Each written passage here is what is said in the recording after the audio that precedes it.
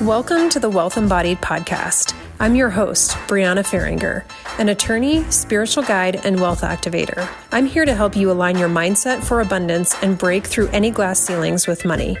If you're ready to embrace your highest calling, manifest with more ease, and create a life that feels lighter and more aligned, then let's dive in. Hello, welcome to the Wealth Embodied podcast. I'm your host, Brianna. Thank you so much for listening today. I hope that you're having a great day. The topic I'm going to go into today is really centered around paying attention to the words that you use when you are either talking to yourself and sometimes to other people. And I know this is going to probably sound nitpicky until I get into some examples, but it's really important for you to be aware of the words that you're using and the things that you're saying, because a lot of times we are telling ourselves things that are not true. And when we are doing that, we are preventing ourselves from getting the things that we want, including more financial abundance. And of course, I'm going to give you some good examples here so you understand what I'm talking about. But paying attention to the words that you use and the stories that you are living by is so important. And this is something that came up for me recently. It comes up with clients quite a bit, but I witnessed this recently, between other people as an observer. I was watching somebody facilitate a group event, and there was a person that kept saying this thing over and over again, and it was really affecting this person's ability to be able to move on. And that's why this is so important. The stories that you have and the way that you say things to yourself, they matter. And so I really want to have you think about what are some of the things that I'm saying to myself that aren't true, because they have a very significant effect. I'm going to give you some examples. I'm going to start off with one that's very easy. I'm bad with money, or I'm not good with money, or I'm irresponsible with money. This is a story that sometimes comes up with people that I work with, and it's just a story. And so if this is you, if this is something that you say to yourself, I'm bad with money, I'm irresponsible with money, I'm not good with money, I don't know anything about money, why are you saying that? And the reason I'm asking you to kind of look at it and dig in a little bit further is because that story is not true. So just because one person does something perceived as bad or negative does not make them a bad person, right? They're not categorically bad because they did one thing that was a mistake. And so if you went through your entire life and you made one mistake and then you were labeled as bad, well, that's not how the world works. We all make mistakes. We all do things that we wish we had done differently. We all do things that we need to look at and use it as a basis for doing things differently going forward. That's life. And so I'll tell you what happens is a lot of time people will tell me that they had this event happen in their life where they did something that they perceived as bad or irresponsible with money. And now they use that as the basis for continuing to constantly tell themselves that they're bad with money, but they're not. They made one mistake, or two mistakes, or three mistakes. It could be 50 mistakes. It doesn't matter. The things that have happened in the past do not dictate how you have to move through life in the future. And so if you are telling yourself that you have to live by old stories, you're going to keep continuing to relive those old stories in the future. But you can decide you're not going to do that by simply changing the way that you are thinking about it. You're not bad with money. You made some mistakes in the past, and you are going to make efforts to get better with money. That's an easy reframe, right? I tell people all the time, if you have a story that you're telling yourself that's not correct, reframe it. But it's also important to dig in the why I'm saying this. So I had this come up with a client, several months ago that felt like this person had done something with money that they wish they'd done differently. And it was a large amount of money. But this person was very young when this happened. And honestly, when I was told this, my immediate response was, you didn't have enough experience or education or even wherewithal about anything at that point in time to be able to make responsible financial decisions. And that's very relevant because when you're younger, there's a lot that you don't know, and you do have to go through these experiences and things with money so that you can get better at it. it's just practice, unfortunately. And this person had continued to hold that forever. And so every time money was coming into this person's life, it was like they were self-sabotaging, because this person was continuing to do things that were not helpful, like not confronting, looking at how much they were spending. And this person knew that if they, that they wanted to save more and be more responsible with money, yet they were not even looking at their bank account. They were just kind of like spending money, and then had this belief like, well, if I look at my bank account, then I have to face the reality that I'm spending too much money. So this person was continuing to perpetuate this belief that they're bad with money because they thought they were. And this is what happens. If you tell yourself you're bad with money, you are going to continue to have evidence come into your life, whether it's because you're taking action or not taking action at all, or through experiences and people and things that come into your life that continue to show you you're bad with money. That's what happens. We continue to find evidence around us of the thing that's happening so we can continue the mindset. This is what happens with everything. So if you say I'm bad with money, things are going to continue to come into your world that show you are bad with money, and you are going to sabotage yourself when you get more of it. It's what happens.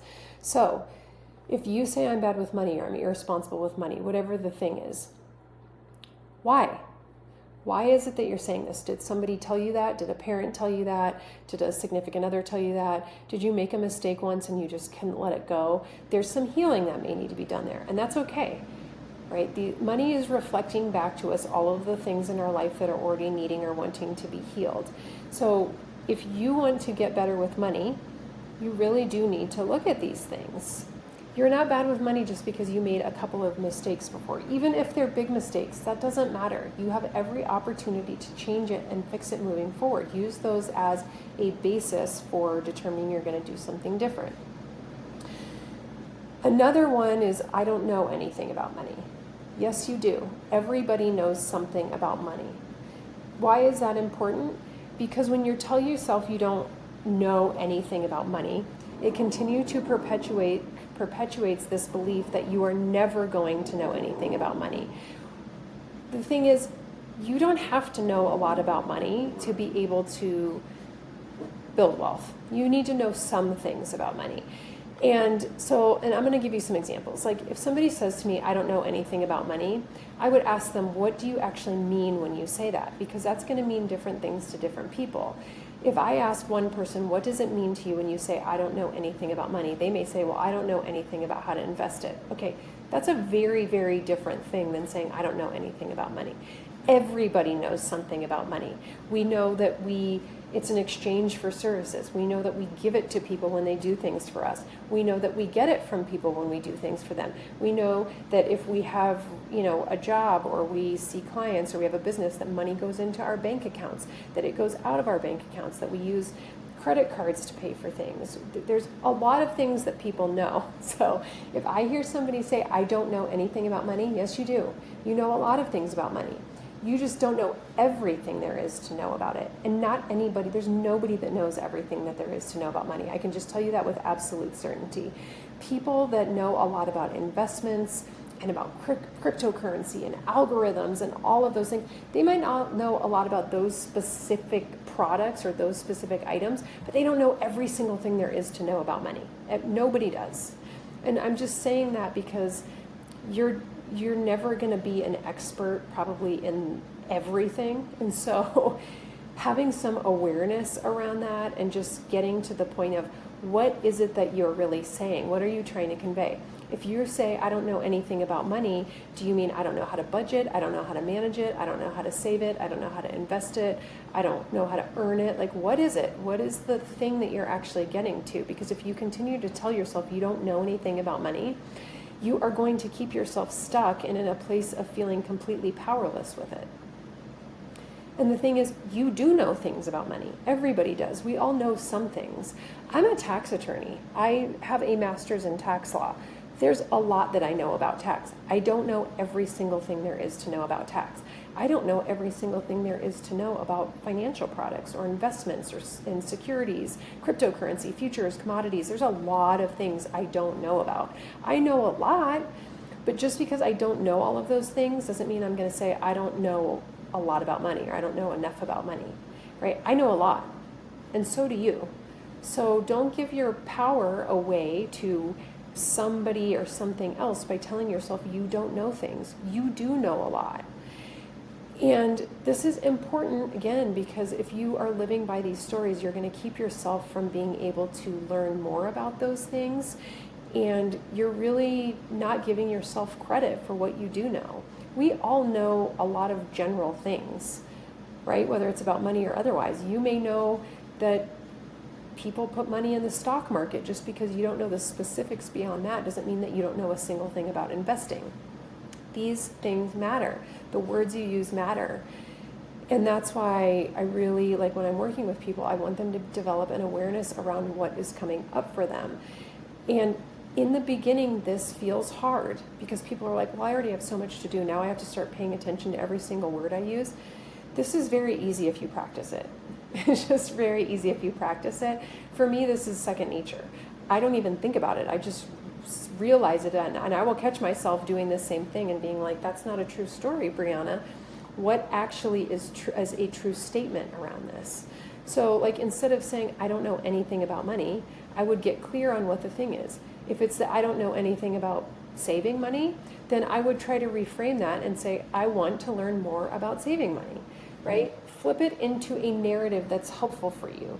Because if you change it to something that's helpful for you, opportunities, people, and resources that are supportive of that thing are going to come in. So if you're like, okay, today I don't know a lot about investing, but I'm interested in learning more, that's your new statement. Stop saying I don't know anything about investing. Say, I'm open to learning more about investing. Great. That doesn't mean you have to go out and learn how to become a financial advisor. That just means you're open to it.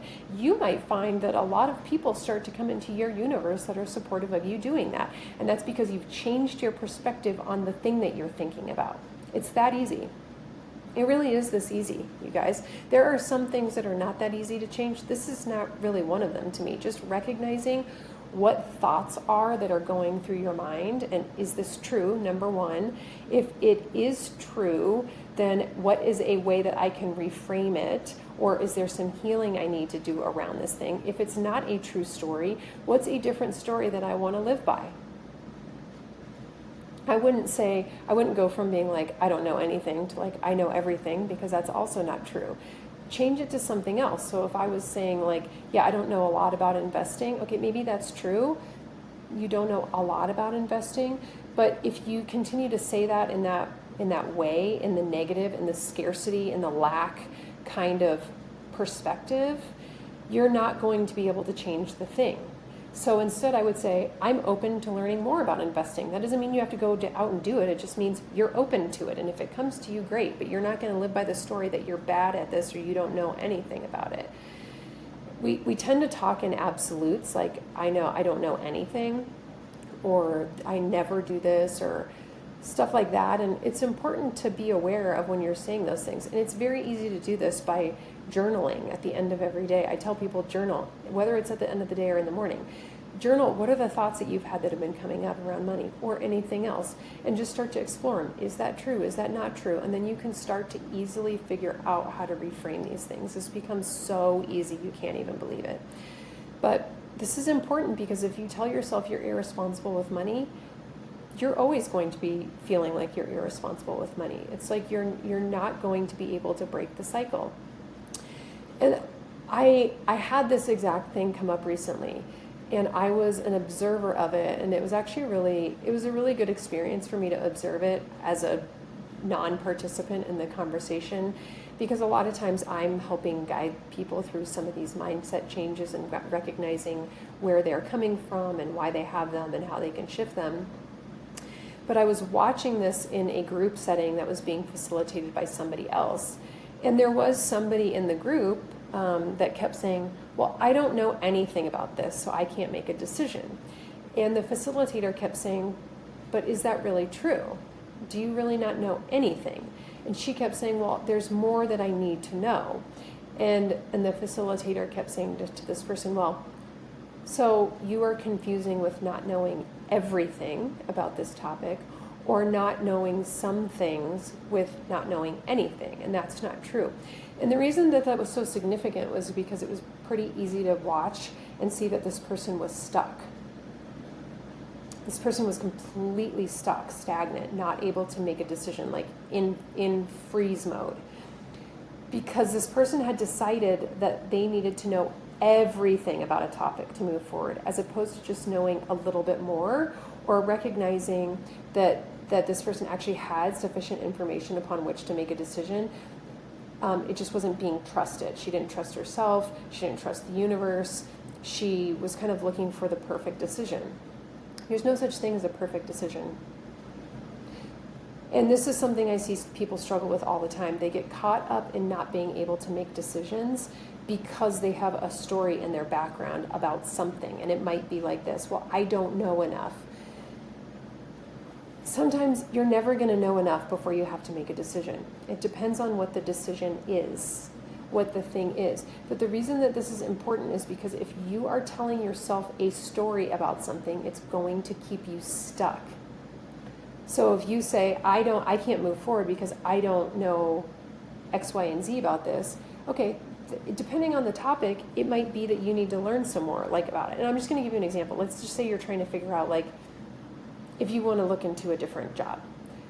There may be things that you need to know, like what's the employee satisfaction rate. That might be really important to you. How much is their pay compared to other people? How much time off do they have? Benefits? How long other people have worked there. That's indicative of usually whether or not people like a place. There might be a lot of things that are important to you. So if those things are important to you, you need to try to figure them out. But there may be a point at which you only get so much information. You're never going to get perfect information, right? Perfect. Let's take that out of the conversation. We're never going to have perfect information upon which to make decisions, and we're never going to be able to make the perfect decision with most things. And so instead of keeping yourself stuck about a job because you can't get every single piece of information that you think has to be available, using the best available information that you have and saying, okay, based on the best available information I have on this thing, if I need to make a decision, I'm going to go with X, knowing that if it's not aligned for me, I can redirect. There is almost no decision in the world that can't be changed. And when I say can't be changed, you can't take a different course of action at some point in time. And I know people are going to be like, well, what about X? There's always going to be an exception to the rule. But people treat very basic things like they're life or death situations, and they're not. We are confronted with very few life or death situations on a daily basis. If you're confronted with what cell phone provider to choose for your cell phone service, or what grocery store you want to go shopping to. These are basic decisions, right? What types of things you want to implement in your business. Some things are basic, some are not. Some may require more research. But there's just very few things that are life or death decisions, and people treat them as if they have to know everything. You're never going to know everything. This is coming from a person who used to think I needed to know everything. I'm a researcher, I'm an investigator, of course I'm a lawyer. And I was like that before I was a lawyer, by the way. That profession just happens to suit a lot of my natural characteristics. But I used to think I had to research every single thing about something before I could make a decision. Right now in my life, I have let all of that go. I get enough information for myself to just be like, okay, I trust this decision and I move forward. I don't second guess myself ever under any circumstance. If I make a decision, I move forward with it with confidence because it was the best decision at that time in the moment. If it feels like it wasn't aligned, I redirect, and I do not ever go back and say, I wish I wouldn't have done that, or you're stupid for doing that, or you made the wrong decision. There's no such thing as a wrong decision. And so you can kind of see how, if you're paying attention to the words that you're using, how many things it can affect. It affects decision making, it affects trust, and a person's ability to be able to receive things that are coming to them, just because of these stories that you're living by, right? So in this particular instance, this person just kept saying, well, I don't know anything. I don't know anything. And the reality is this person knew a lot of information because we are in a program where we are being given enough information to be able to make certain decisions about things without needing to know everything. That's actually the basis of the program. I'm not going to get into specifics about it because I don't need to, but I'm just saying this. If you're a person who constantly feels like you have a hard time making decisions, that's an area to really look at and figure out why. It's usually a lack of trust in yourself or in other people and or in the universe. And I would highly encourage you to work on trying to heal and shift that, because it will completely change your life if you start making decisions more quickly, if you stop telling yourself stories that aren't true, like I don't know anything, I don't know enough, I'm bad with money, I'm irresponsible with money, I can never save money. There's so many of these mindsets. You can save money if you make different choices. I guarantee you that. There's very few people that can't save money by just making different choices in their life, lifestyle changes. People don't want to do that, so then they tell themselves, well, I can't do that, I can't save money. Yes, you can. You can save money. It just requires you being willing to look at your finances differently. It requires you being willing to make changes, and you can save money. These are just really fairly simple things that come up quite a bit in people I'm working with, and I like when these situations, opportunities